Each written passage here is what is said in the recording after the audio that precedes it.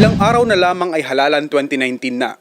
Para sa first-time voter na si MJ, mga tapat at epektibong kandidato ang nararapat na mahalal sa darating na eleksyon. Masasabi ko po na gusto ko po yung transparent, yung masasabi ko pong magiging totoo po siya and magiging effective po siya in the long run.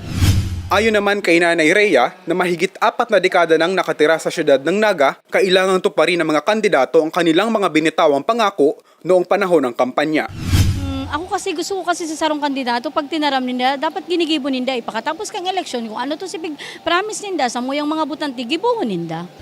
Kaya naman sa ginanap na Harampangan 2019 election debate sa ADNU Naga University noong Abril 26, kanya-kanyang latag ng mga plataporma, opinyon at mga pangako ang 2 sa 3 kandidato sa pagka-mayor ng siyudad ng Naga. Dumalo sa Harampangan sina Tato Mendoza ng TM Smart at Luis Ortega ng Federalismo ng Dugong Dakilang Samahan. Tinanong ang mga kandidato patungkol sa isyu ng relokasyon ng City Hall. Makakapagpita kaya naman.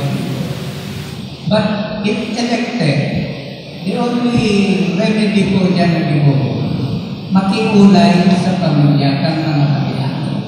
Pabahay ng gobyerno lokal.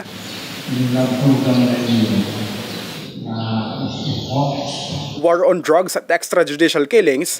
Sunod na lang po hanggang sinasabi kang mataas. Ano talaga ang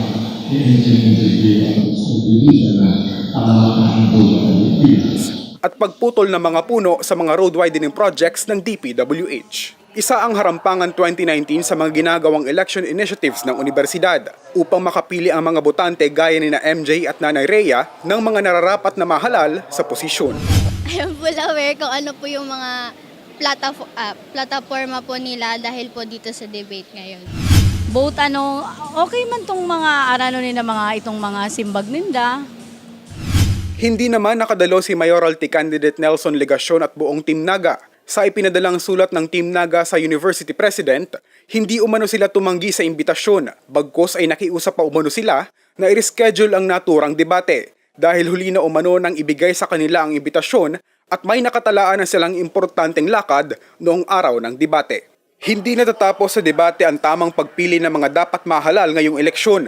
Maliban sa pangangampanya ng mga kandidato, responsibilidad ng bawat Pilipino na pag-aralan at kilalanin ng husto ang mga kandidato na karapat-dapat na mamuno sa ating bansa. Thirdy Baudin, CCDNews.